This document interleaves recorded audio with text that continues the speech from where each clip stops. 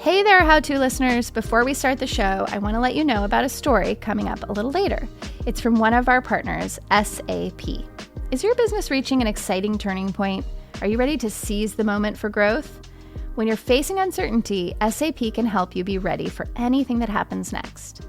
To learn more, head to sap.com/be-ready and stick around to hear how AI can future-proof your business. Apple Card is the credit card created by Apple. You earn 3% daily cash back up front when you use it to buy a new iPhone 15, AirPods, or any products at Apple. And you can automatically grow your daily cash at 4.15% annual percentage yield when you open a high-yield savings account. Apply for Apple Card in the Wallet app on iPhone. Apple Card subject to credit approval. Savings is available to Apple Card owners subject to eligibility. Savings accounts by Goldman Sachs Bank USA, member FDIC. Terms apply. Hey, How To fam. Before we start the show, we have a favor to ask. I'm so excited about this. We are putting together a project on friendship, and we need your questions. What are your friendship conundrums? Need help finding friends? Is one of your friendships evolving or changing? Do you have an interesting issue surfacing with like a group of friends? I know you guys got those crazy group chat moments like I do. We want your questions. Seriously, send us a note at howto@slate.com or leave us a message at 646-495-4001. Hi, How To team. This is Yusuha. A journalist reached out to you about my first time moderating a panel. I really enjoyed my first time being on stage and interacting with the guests and audiences.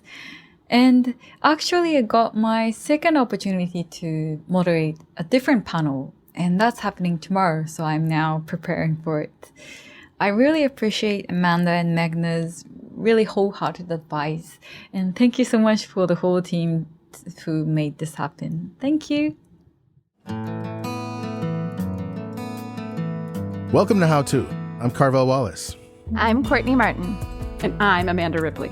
Amanda, welcome back. Yay! For our newer listeners joining us, Amanda hosted the show for many, many episodes on her own and then was my co-host before stepping away from the mic earlier this year. So first of all, how's it going?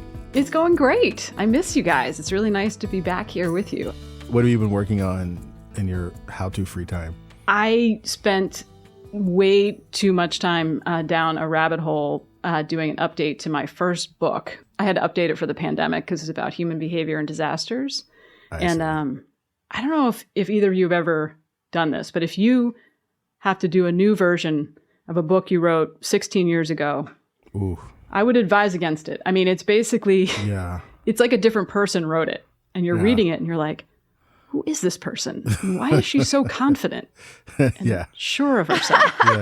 I read my first book recently, which I wrote when I was 25 years old. And my dominant feeling was like, wow, girl, you have a lot of energy. Like you were talking about like the confidence. Yeah. Like I was just like, wow. And I would never want to touch that book. I can only imagine how challenging that was. Right. For this book, I was like rappelling down buildings with firefighters and doing like flight attendant escaping from smoking planes. And I'm like, is that really necessary? Now you're like, let's meet at a coffee shop and have a conversation. That will be adventure enough for me now. I'm glad I didn't write my first book till I was older because it definitely is like the ramblings of an old and exhausted human. And I'm like, good. This will So it's sustain. timeless. This will be evergreen.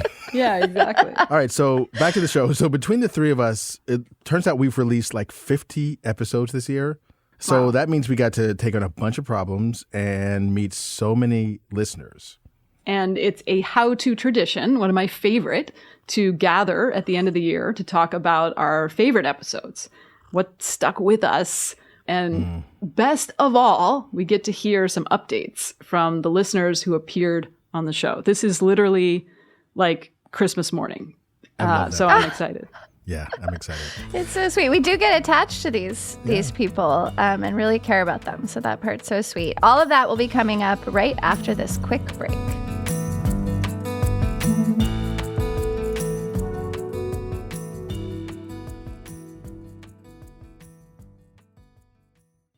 This podcast is brought to you by Slate Studios and SAP. How do you know when to seize the moment for growth? When the opportunity arrives, you need to be ready. That means future-proofing your business with a technology partner, like SAP, and embracing AI with confidence. My name is Kavita Ganesan. I'm the author of The Business Case for AI, and I advise leaders and tech teams on how to go about their AI initiatives. AI is a special type of software automation which tries to solve complex problems, like it can ingest lots of data and then render one decision. Companies have barely scratched the surface with AI. If you take an industry like supply chain, their data is all over the place. You have data in procurement, you have data in sales, you have data in manufacturing. So you need a single platform to bring all of that data together and help analyze that data. Companies are slowly going to start integrating AI into their workflows. That will change the whole business landscape. So instead of doing all the low-level work, people will be the data creators for AI systems. Having AI in the loop will help businesses become more sustainable over the long term, survive different problems, shutdowns. So I'm excited about the prospects of that. Relevance, reliability, responsibility. Future-proof your business with SAP Business AI. Head to sap.com/be-ready to learn more. This podcast is brought to you by Slate Studios and SAP. How do you know when to seize the moment for growth? When the opportunity arrives, you need to be ready. That means future-proofing your business with a technology partner, like SAP, and embracing AI with confidence. My name is Kavita Ganesan. I'm the author of The Business Case for AI, and I advise leaders and tech teams on how to go about their AI initiatives. AI is a special type of software automation which tries to solve complex problems, like it can ingest lots of data and then render one decision. Companies have barely scratched the surface with AI. If you take an industry like supply chain, their data is all over the place. You have data in procurement, you have data in sales, you have data in manufacturing.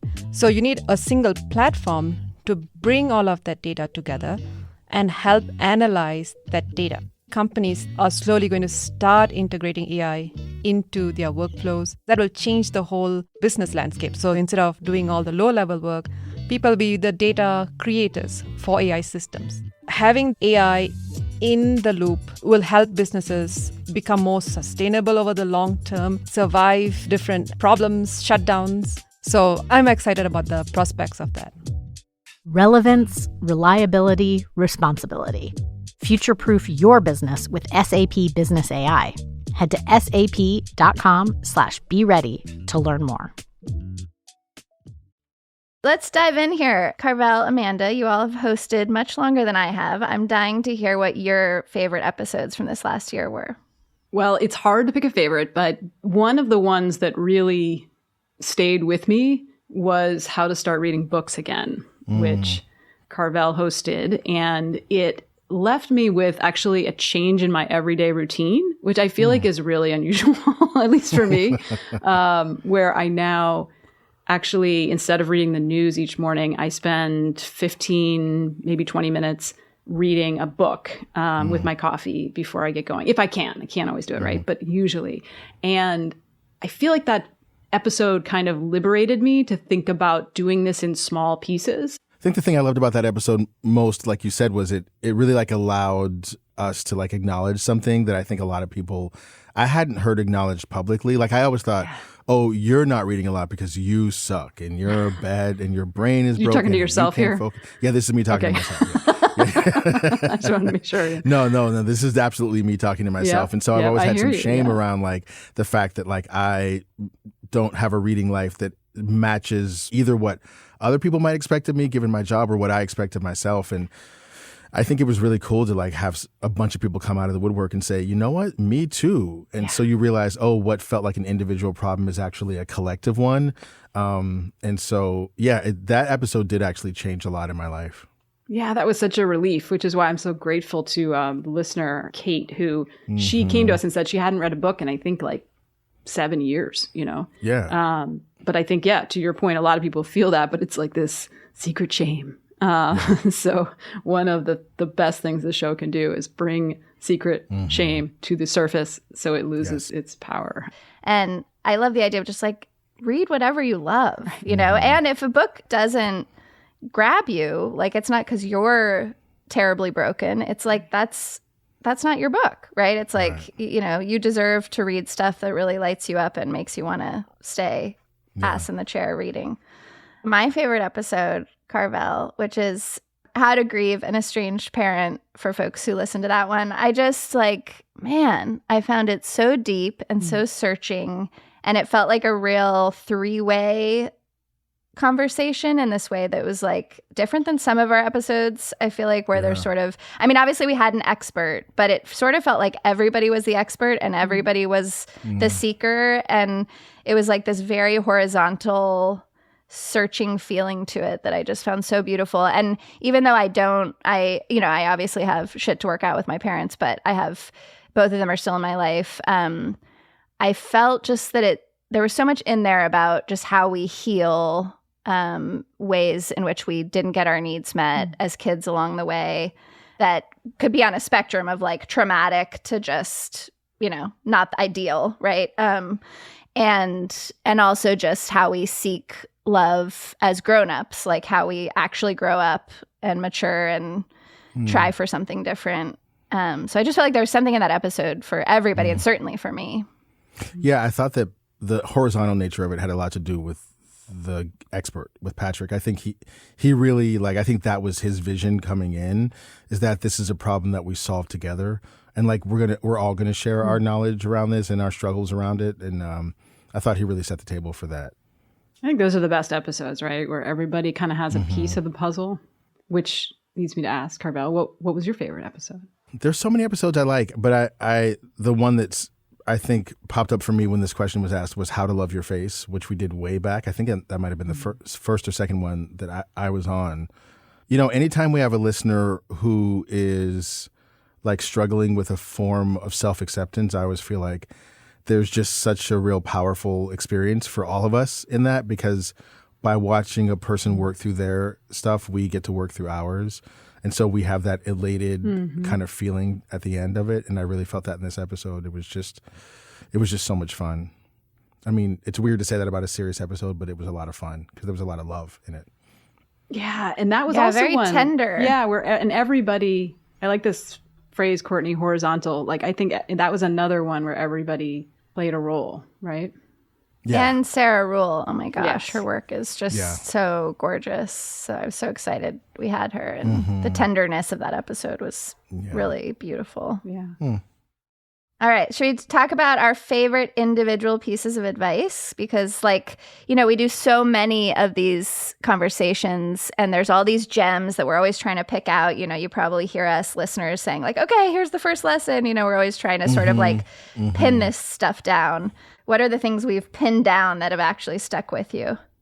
One thing that comes to mind is we did that episode on how to raise kids in a nation full of guns, which I think we were all kind of dreading. And it just sounded really just scary and hard and painful. But I felt like by going into the dark thicket, right, we came out the other side a little clearer about our limitations, but also about what we can do.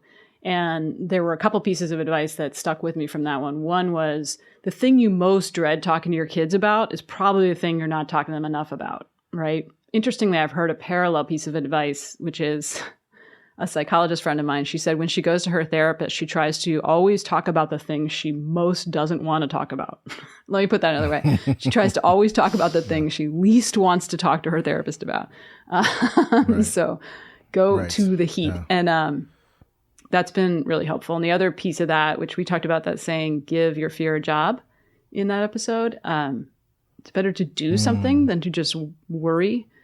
And so recently, you know, crime has been up in DC where I live, like a bunch of cities, not all. And it's gone down in a bunch of cities, but it hasn't gone down yet in DC, particularly homicides. And instead of just feeling sad and distressed about that, I tried to think, what job could I do, right?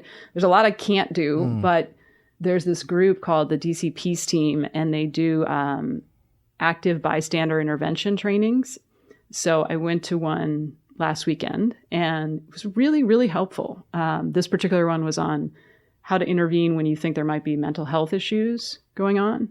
And again, this is a huge topic that you could spend a lifetime trying to sort out. But just having a couple ideas of how to think about it made it feel like 2% less overwhelming and just opened up some possibilities. So yeah, that one really stuck with me. What about you guys? I actually have unfortunately had a very recent application of all of this, which is that my cat died last week. 17 years I've had this cat. Yeah. And I just kept thinking about our episode on how to say goodbye to a pet. I mean, first of all, just the depth of that episode. That episode was pretty unusual in how it was structured for us. And it was just a very emotional episode. And I felt like it just reminded me, this is a big deal. Like when I was kind of during the week trying to get work done and trying to just be like, okay, Courtney, get your shit together. You got to do this thing. You got to do that thing. Then I was like, wait, this is it's okay. I can make space for this. I can this is a big deal. So the piece of advice that was mentioned in that episode that really stuck with me was just to really think about what you're asking of your pet. And my cat basically had 17 badass years. She was an old lady who even at year 16 was trying to catch rats and put them on my my doormat as a grandma cat. And she was sick for a month, basically. She ended up with bone cancer in her face, which I didn't realize, of course, in the beginning. But I just knew something was off. And she started, just crying a lot out of one eye and slowing down. And, I just sort of saw this happening. And I remember that episode just you have instincts about your own pet and, what their life is like and what they would want their life to be like based on their kind of spirit and personality.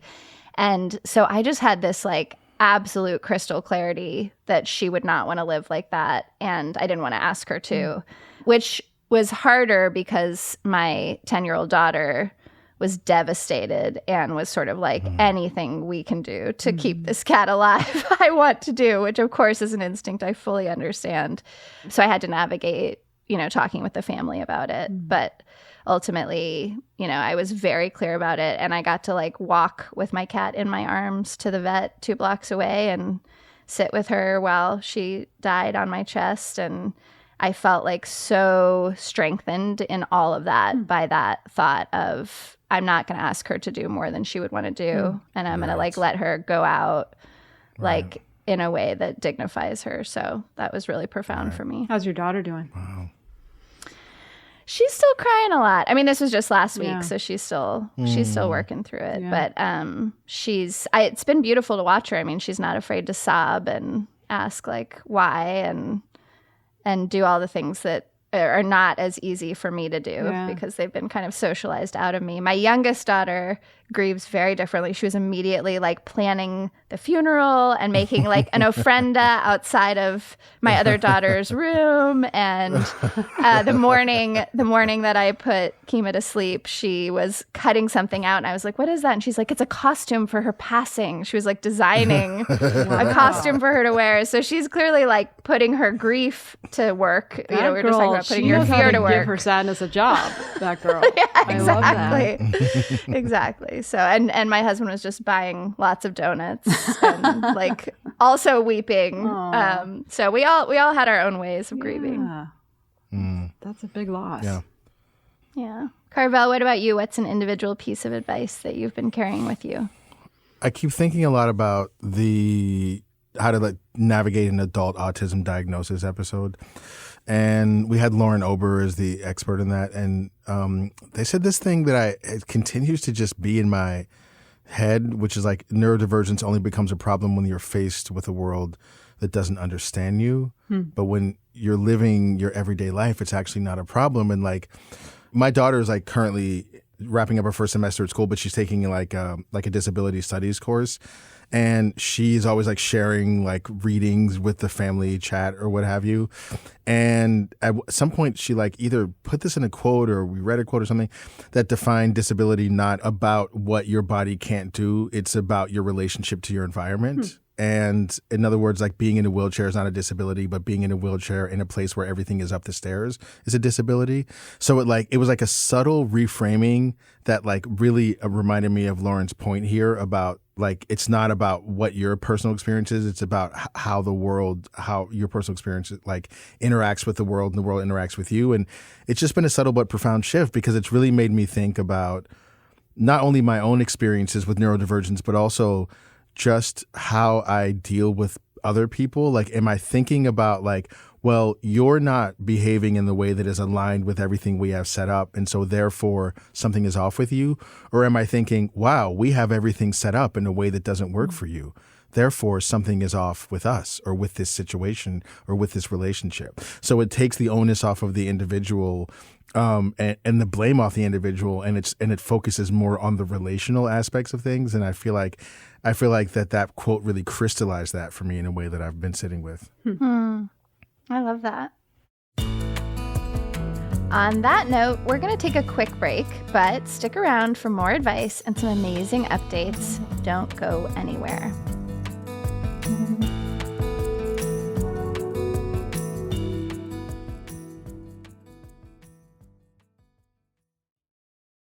Apple Card is the credit card created by Apple. You earn 3% daily cash back up front when you use it to buy a new iPhone 15, AirPods, or any products at Apple. And you can automatically grow your daily cash at 4.15% annual percentage yield when you open a high-yield savings account. Apply for Apple Card in the Wallet app on iPhone. Apple Card subject to credit approval. Savings is available to Apple Card owners, subject to eligibility. Savings accounts by Goldman Sachs Bank USA, member FDIC. Terms apply. Apple Card is the credit card created by Apple. You earn 3% daily cash back up front when you use it to buy a new iPhone 15, AirPods, or any products at Apple. And you can automatically grow your daily cash at 4.15% annual percentage yield when you open a high-yield savings account. Apply for Apple Card in the Wallet app on iPhone. Apple Card subject to credit approval. Savings is available to Apple Card owners, subject to eligibility. Savings accounts by Goldman Sachs Bank USA, member FDIC. Terms apply. This episode is brought to you by SAP. First, the bad news. SAP Business AI won't help you generate cubist versions of your family's holiday photos, but it will help you understand which supplier is best to help you roll out your plant-based packaging in Southeast Asia, identify the training your junior project manager needs to rise up the ranks, and automate repetitive tasks while you focus on big innovations, so you can be ready for the next opportunity. Revolutionary technology, real-world results. That's SAP Business AI. I think it's time for the updates. How are our right. people? Well, the first one looks like it's from Rel, How to Love Your Face. Oh, perfect. Yeah, let's hear it. Hi, this is Rel. Wanted to give you an update on how I'm doing on accepting a congenital eye condition that I've always felt brought me a lot of shame. I feel like the conversation, as well as just the sharing of the recording with my friends and family, has just brought me a lot of peace and acceptance. I actually feel it's also been generative, and there's been a knock-on effect that I'm just more accepting about things generally about my body and my approach just to being. So just wanted to express some deep gratitude for that conversation that's turned out to be really healing. So wanting to just give my shout out to everybody considering doing this, that it's intimidating, but could have a really healing effect on what you're grappling with. Aw, that's awesome. That makes me so happy. I like it when a listener is like really at that inflection point where they're just really willing to confront whatever the difficult thing is. And pretty much all the listeners we get are at that point. That's why they write in. But it's just so powerful to hear someone be like, I've been dealing with this my whole life, and I want to deal with it differently. Yeah, I'm just so touched to hear that. Speaking of, maybe we should go to Kate. Hi, how to? This is Kate, the one who struggled to become a reader. I have been very much enjoying cozy mysteries that take place in locales I don't live in. I'm also still struggling to read regularly. It very much depends on if I have a book I'm excited about. But a couple thoughts about what happened after the episode. The first is So many people who I shared it with, people who I thought really had it solved, they were also struggling with reading. The librarians at the schools I worked at, the administrators, my mother. I mean, it was fascinating how many people's response to that was me too. People who I assumed were doing just fine. And it just reminded me that most of the time, if something's really hard or you're wrestling with it, if you say it out loud, other people will say, oh yeah, I'm having that problem too. And that can just feel great. The second thing that people said to me and that I have obviously been taking on is to let go of reading something important or highbrow or meaningful or epic and to just read what brings you pleasure because it's something you're doing purely for fun. Both of those are two big insights I took away from the episode. Nice. I love that, like, they were hearing from librarians saying this. Like, that's like, that is like next level breakthrough. Yeah. Yeah. And just like stop pretending to be fancy. I know. I love like I feel like that's great advice for so many episodes, so many problems. So I love that. I think actually if I looked at like a unified theory of all these episodes, it's that you actually get to choose what you want to be fancy about as it like pertains to your happiness and joy. And that a lot of people are struggling with an external imposition of what they feel like they should be like fancy about based on some external judgment and so that they're out of alignment with what they really want. And that's where the suffering comes in. But we get to choose. So wise. Yes. You do like that is exactly right. You do like improv psychology. Carvell, like that is a very powerful niche skill. You can like take two things. All right, throw out disorder. Okay, anyone got a disorder? Okay, you? Okay, what is it? Cats, fancy, reading, books, alignment. I also like that you called it improv psychology instead of armchair psychology. Like, I feel like that's fancy. Let's put him in a fancy. Carvell's in a fancy chair. Oh my God. Given psychology. Right, for So sure. funny. Like a smoking jacket Improv kind psychology. of situation. It's the funniest thing I've ever heard in my life. That's so good. And I'm thinking about that improv rule that you're supposed to say yes and. Like Yes, our experts are like, blah, blah, blah. And Carvell's like, yes and. Have you heard about repression? Yeah. I got a lot to say about it. So good. Speaking of repression, should we listen to how to deal with a difficult parent? Let's do it. Hello, this is Jay. Since having gone on the podcast, I've actually talked to my dad on the phone a couple times. Doesn't sound like a lot to some, but my relationship with my dad was non-existent before. No calls, no texting, nothing. So having gone from essentially zero communication to some is pretty good. The advice that really stuck with me since is acknowledging that my dad doesn't perhaps have the same tools that I do now. That has really given me a new light and a new way to approach my relationship with my dad rather than going in being like, oh, this is someone who's fully equipped, but choosing not to. I suppose going in more like, okay, I'm understanding where he's at. So yeah, thank you to How To Gang is deeply, deeply appreciated. You know, this was another of my, actually it was like the question of favorite episodes. It was kind of a toss up, between the one I said and this one, because I really did love this episode too. And I loved that it was, we did one about how to be estranged from your parent. And this was a person who didn't want to be estranged from their parent. They wanted to figure out a way to deal with him.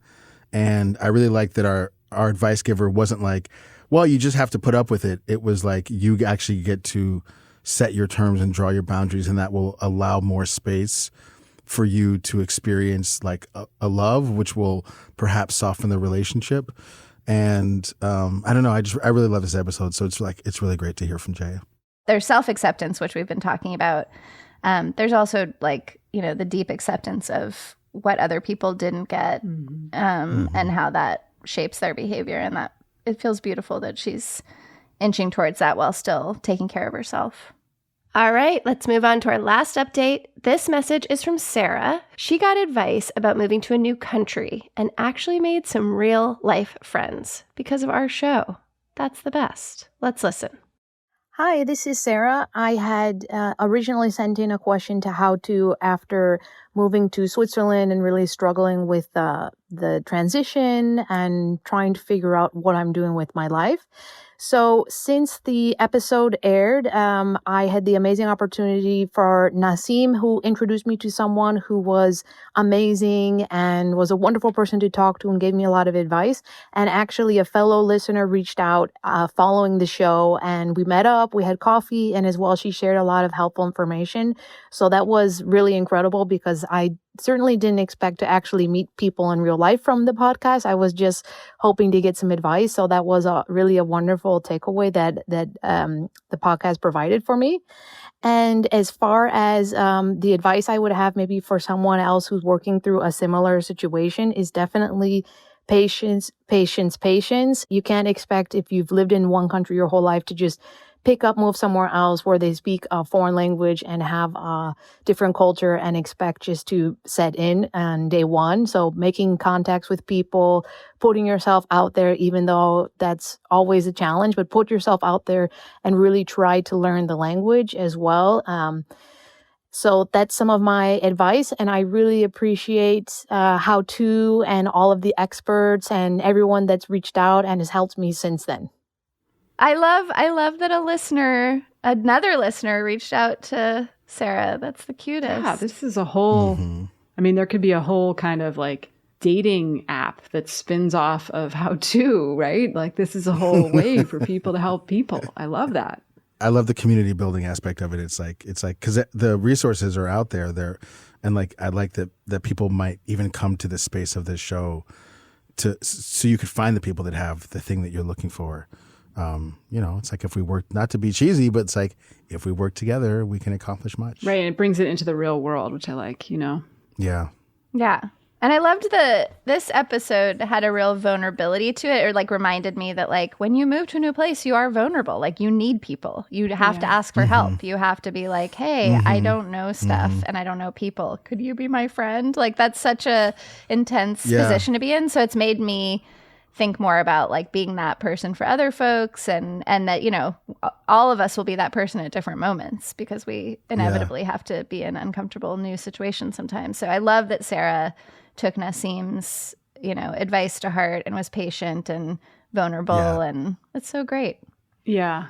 And it reminds me, I mean, at bottom, this was an episode about how to make friends, right? And how to connect with people. And we've done, I think, 3 or 4 episodes in different forms on that question, because it is like the fundamental question of our time, right? How do we find community and connection and belonging in a time when we are living in very isolated ways, counter to our entire evolution? This was, it's more extreme maybe when you move to another country, but it's the same problem that if we haven't had yet, we will have at some point in life. Yeah. So what do we want to see in what do we want to listen to in 2024, y'all? Any ideas for shows that you're dying to what do we want to solve, right? Where are you guys gonna tackle some things? There's still some things out there that remain broken. We've left a few problems. Even our improv psychologists can't solve everything. Only one man. I've left some for the mortals. Yeah. Courtney, what do you think? Anything you're kind of like craving to tackle in the new year? I'd be interested in us talking about sobriety. I'm kind of curious. I'm curious about alcohol and its role in our lives. I think there's a lot of people thinking about alcohol these days and trying to figure out what their relationship to it is. And so I'd be curious about that. That's a great idea. I feel like we've hinted at this with talking a lot about the book reading episode, but I do think we're all confused about how to live in the world with our phones. And so anything that helps me, continue to own a cell phone, but not be an asshole with it and have it, not like corrupt my brain and my quality of thinking I'm into. I'd love us to do an episode about debt. I feel like so many people right now are struggling with debt. And even though we do have our own resident improv therapist, I do think an episode on how to find a therapist would be great because I just think it's such a hard thing to figure out. And, I mean, sadly, part of the Cliff Notes would be like, there aren't enough therapists and it's not affordable enough. Right. So there's a bunch of structural barriers there, but I do wonder if we might learn some things that, despite the structural barriers, that we could help our listeners do. Some of my ideas. We talked about this a little bit earlier, not on this show, but in meetings. I'd like to talk, like have a Gen Z listener talk about how hard it is to figure out what to do with your life in this moment. When like the cost of living is what it is relative to income, so different than when I was 19 or 20, when the world, the future feels even more uncertain than it did when I was 19. So like, I think a lot of Gen Z kids, and I know this because my own kid is going through this, but also just everyone he knows and everyone that both my kids knows, are going through this question of like, what do you do with your life right now? How do you figure out what to do with your life? So I'd like to do an episode on that.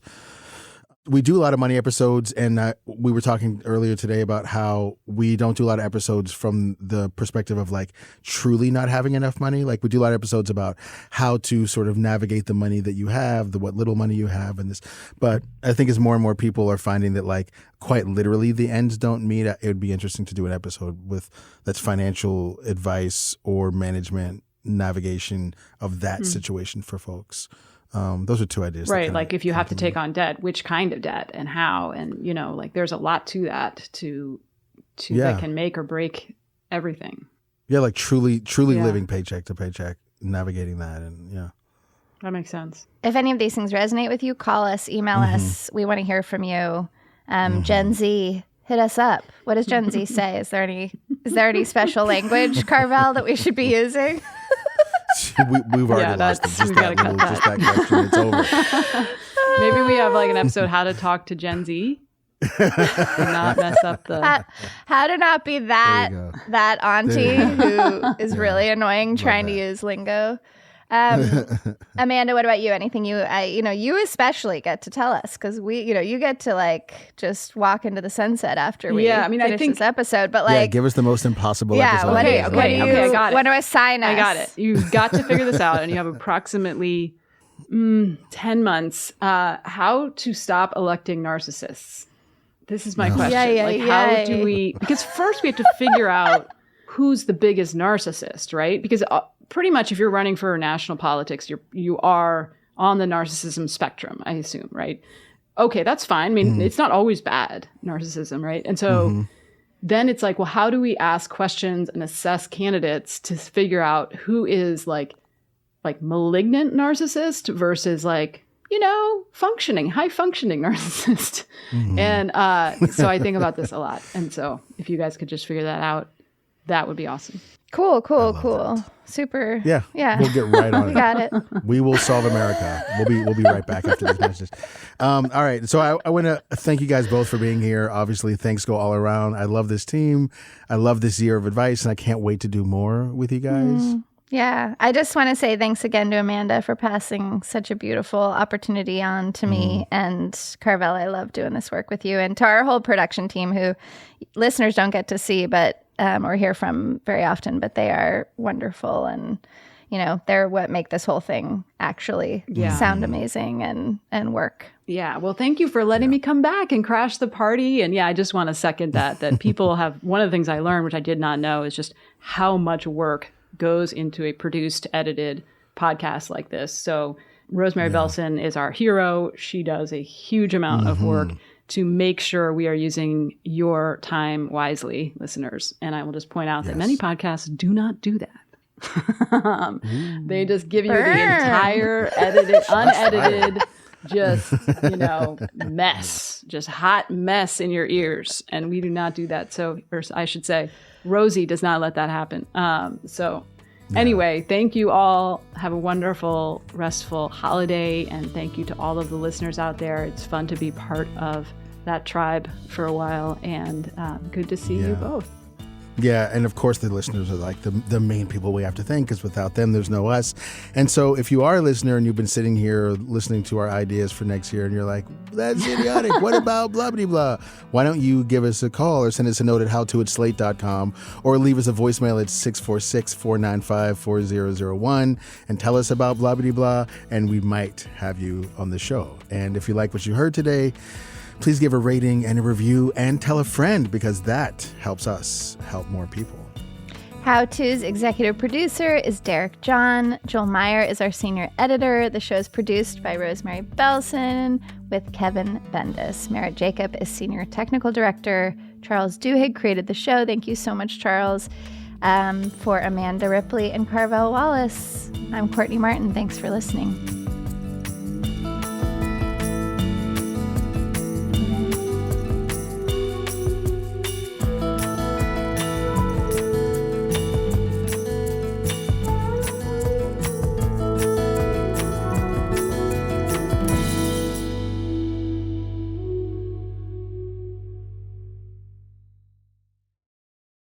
Toyotathon is on, so stop in and get a great deal on an off-road ready RAV4 or spacious Highlander, both with available all-wheel drive. Find out more at buyatoyota.com. Hurry, Toyotathon ends January 2nd. Toyota, let's go places. Toyotathon is on, so stop in and get a great deal on a rugged new Tacoma or Tundra, ready to tackle the toughest weather. Find out more at buyatoyota.com. Hurry, Toyotathon ends January 2nd. Toyota, let's go places.